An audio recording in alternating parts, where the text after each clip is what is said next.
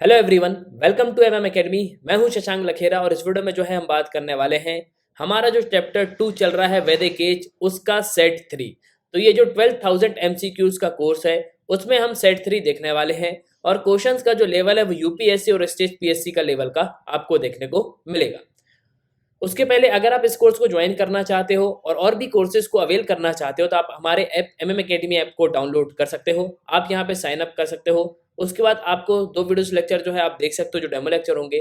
फिर आपको प्रोफाइल में जाना है, प्लान को परचेज करना है, कोर्सेज को एंजॉय करना है। एक ही सब्सक्रिप्शन में आप सभी कोर्स अवेल कर पाओगे और आप यहाँ पे पीडीएफ भी जो है डाउनलोड कर सकते हो। और सिर्फ यही नहीं, आप जो कोर्सेज है उनको बड़ी स्क्रीन पे भी एंजॉय कर सकते हो। themmacademy.in तो ये वेबसाइट है, इस पे आप लॉग इन कर सकते हो और यहाँ पे आप एक सिंगल कोर्स भी परचेज कर सकते हो। मान लो आप चाहते हो कि आप 12,000 एमसीक्यूज को यहाँ पे परचेज करो इस कोर्स को, तो आप जो है यहाँ पे इसको परचेज कर सकते हो। और अगर आपको कोई भी डाउट आता है तो आप मुझको फेसबुक और इंस्टाग्राम पे जो है फॉलो कर सकते हो और इस टेलीग्राम चैनल को ज्वाइन कर लो। इसके अलावा एमएम एकेडमी ऑफिशियल एक चैनल और है जिसमें क्विजेस जो है आपको देखने को मिलेंगे। इसके अलावा जो डेली वीडियोस हम बनाते हैं उसकी भी लिंक आपको वहां पे देखने को मिलेगी, तो आप जो है उसको भी यहाँ पे ज्वाइन कर सकते हो। तो हम जो है अपना वीडियो शुरू करते हैं। फर्स्ट है हमारा मैच द फॉलोइंग। तो मैच द फॉलोइंग में यहाँ पे हमको मैच करना है। एक तरफ हमको वेद दिए गए हैं और एक तरफ जो है यहाँ पे बताया गया है कि कौन सा वेद जो है किससे रिलेटेड है। तो ऑप्शन है अथर्ववेद, ऋग्वेद, यजुर्वेद, सामवेद। यहाँ पे god of grace, sacrifice process, medicine, music. तो अथर्ववेद जो है ये किससे रिलेटेड है, तो मेडिसन से रिलेटेड है, तो औषधि ये हो जाएगा। ठीक है। इसके बाद ऋग्वेद की हम बात करें तो कृपा के देवता गॉड ग्रेस से रिलेटेड है। यजुर्वेद आपको पता है जो बलिदान की प्रक्रिया है, जो सेक्रीफाइस प्रोसेस है, उससे ये रिलेटेड है। और सामवेद जो है यहाँ पे म्यूजिक से रिलेटेड है, तो ये जो है सही आंसर होगा। अथर्ववेद जो है यहाँ पे मेडिसन से जो है डील करता है। ऋग्वेद यहाँ पे गॉड ऑफ ग्रेस से डील करता है। यजुर्वेद जो है यहाँ पे सेक्रीफाइस जो प्रोसेस है उससे यहाँ पे जो है बेसिकली रिलेट करता है। और सामवेद जो है यहाँ पे म्यूजिक से डील करता है, तो ये जो है सही आंसर है। नेक्स्ट हम बात करें विच ऑफ द फॉलोइंग ब्राह्मण टेक्स्ट बिलोंग्स टू ऋग्वेद। तो इनमें से कौन सा जो ब्राह्मण टेक्स्ट है वो यहाँ पे ऋग्वेद को बिलोंग करता है। तो निम्नलिखित में ऐसा कौन सा ब्राह्मण ग्रंथ है जो ऋग्वेद से संबंधित है, ये हमसे क्वेश्चन पूछ रहा है। तो बेसिकली इसका जो सही आंसर होगा वो है ऐतरेय ब्राह्मणा। ठीक है। तो ऋग्वेद में ऐतरेय ब्राह्मणा और कौशिताकी ब्राह्मणा, इसके अलावा संख्याना जो ब्राह्मणा है ये आपको देखने को मिलेंगे। वहीं यजुर्वेद में आपको शतापथा ब्राह्मणा, इसके अलावा तैत्रीय ब्राह्मणा और सामवेद में तंद्य ब्राह्मणा आपको देखने को मिलेंगे। एंशिएंट हिस्ट्री जो है थोड़ी सी यहाँ पे जो है बोरिंग होती है, लेकिन फिर भी क्वेश्चन जो है हमको यहाँ पे पढ़ने पड़ते हैं।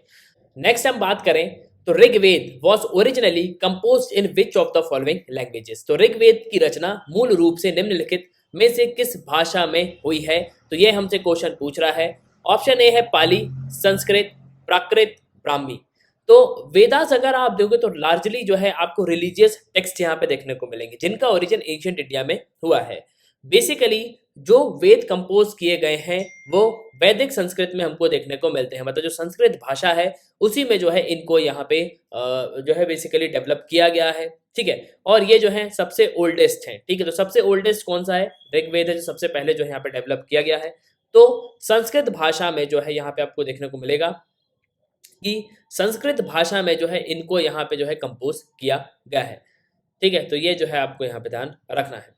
नेक्स्ट हम बात करें the 9th Mandala of Rigveda Samhita is devoted wholly to. So basically Rigveda Samhita जो 9वां मंडल है वो पूर्ण रूप से किसके लिए यहाँ पे समर्पित है, तो ये क्वेश्चन हमसे पूछ रहा है। अब ये मंडल होते क्या है, देखो पहली बात तो आपको समझना होगा कि वेद के अंदर ना आपको बहुत सारी चीजें देखने को मिलेंगी। वेद बहुत बड़ा है।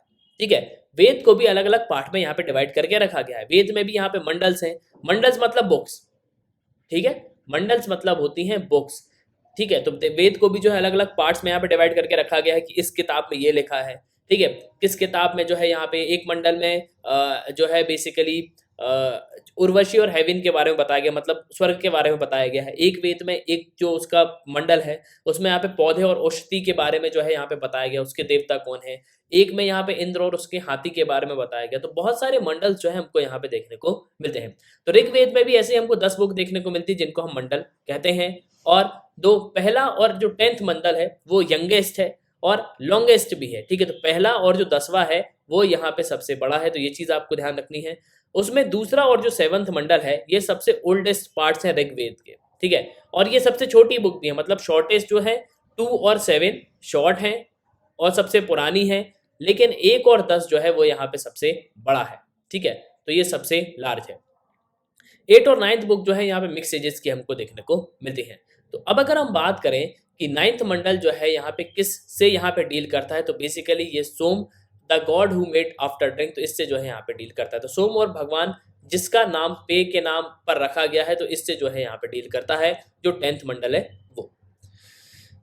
नेक्स्ट है गायत्री मंत्र was found in which book, तो गायत्री मंत्र जो है ये हमको किस बुक में देखने को मिलेगा, तो ऑप्शन है उपनिषद, भगवत गीता, ऋग्वेद, यजुर्वेद। तो गायत्री मंत्र जो है किस पुस्तक में पाया गया है, तो ये हमको ऋग्वेद में देखने को मिलता है। ये ऋग्वेद में जो है पाया गया है। ऋग्वेद सबसे ओल्डेस्ट जो है यहाँ पे वेद है, ठीक है।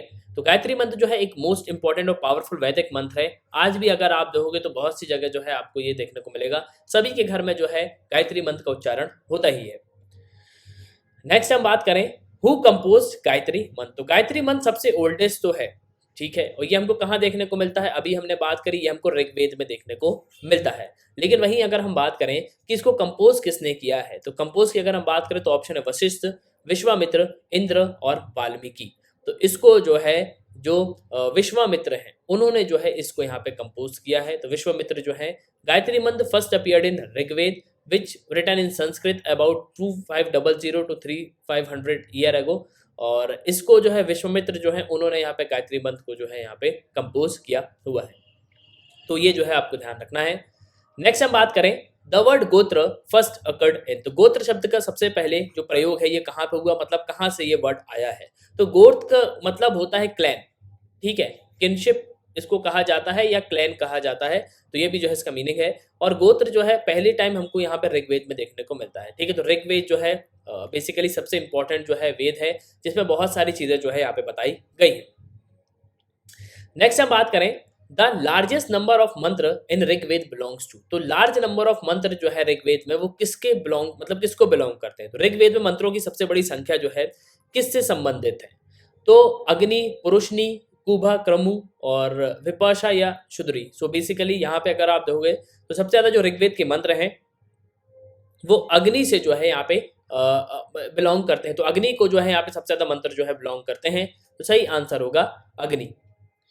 नेक्स्ट हम बात करें फंडामेंटल और basic script of the Rigveda boss, तो ऋग्वेद का मौलिक या मूल लिपि क्या थी, तो ऋग्वेद की जो बेसिक स्क्रिप्ट है वो बेसिकली क्या है, देखो बेसिक स्क्रिप्ट अगर आप देखोगे तो ये ब्राह्मी थी, ठीक है, तो ब्राह्मी जो है सही आंसर होगा। तो ओल्डेस्ट मनु स्क्रिप्ट जो है वेद की वो कौन सी है, ब्राह्मी स्क्रिप्ट है, जो पॉपुलरली जो है यहाँ पे यूज की जाती है, और जो प्रिजर्व जो टेक्स्ट होते हैं मतलब एज अ टेक्स्ट जो है इस लैंग्वेज को यहाँ पे यूज किया जाता है। तो ब्राह्मी जो है ये बेसिक स्क्रिप्ट और फंडामेंटल है ऋग्वेद की, तो ये आपको जो है बहुत ही अच्छे से ध्यान रखना है। लेकिन अगर हम पूछे किस भाषा में लिखा गया है तो ये होगा संस्कृत।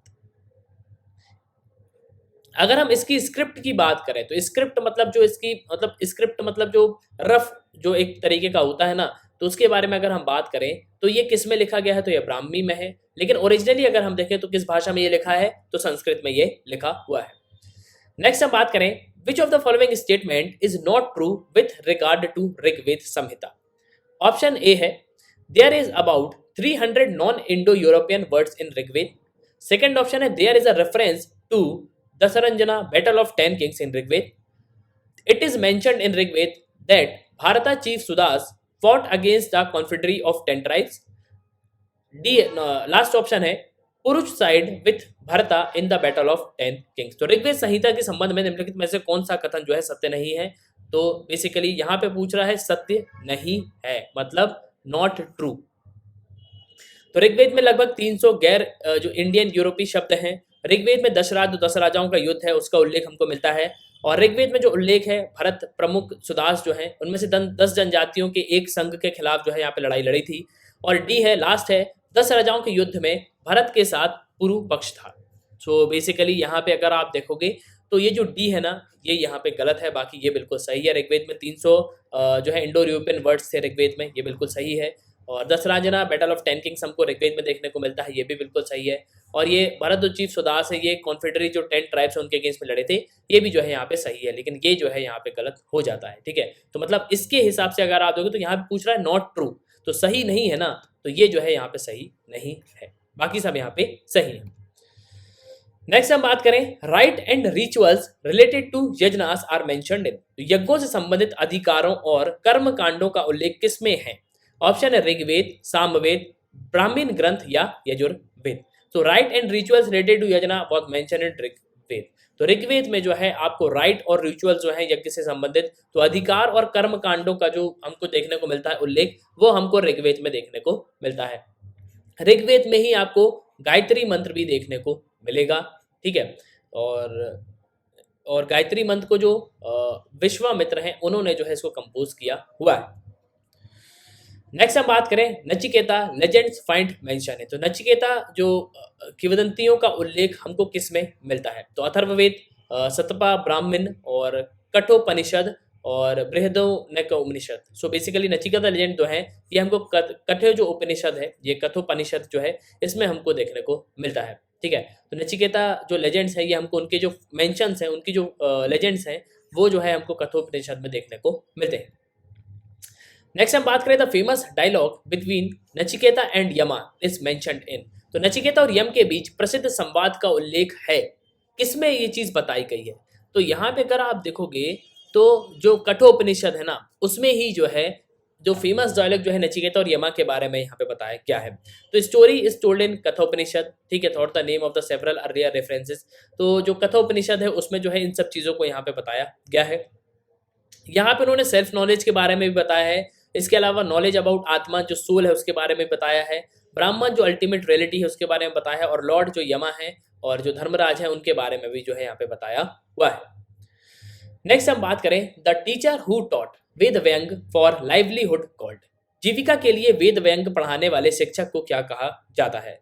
तो जो टीचर जो है यहाँ पे वेद व्यंग को बताते हैं, वेद व्यंग को यहाँ पे टॉट करते हैं या मतलब वेद व्यंग को पढ़ाते हैं, उन शिक्षक को क्या कहा जाता है?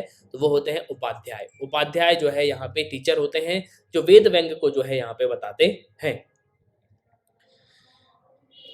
तो ये था वीडियो जिसमें जो है हमने और भी क्वेश्चंस यहाँ पे देखे हुए हैं। अब जो है यहाँ पे महाजनपद का जो एज है, महाजनपद जो चैप्टर है वो जो है हम यहाँ पे नेक्स्ट वीडियो में शुरू करेंगे। तो आई होप कि आपको जो है वीडियो पसंद आया होगा, तो वीडियो को जो है लाइक कर दो और वीडियो को शेयर भी कर दो।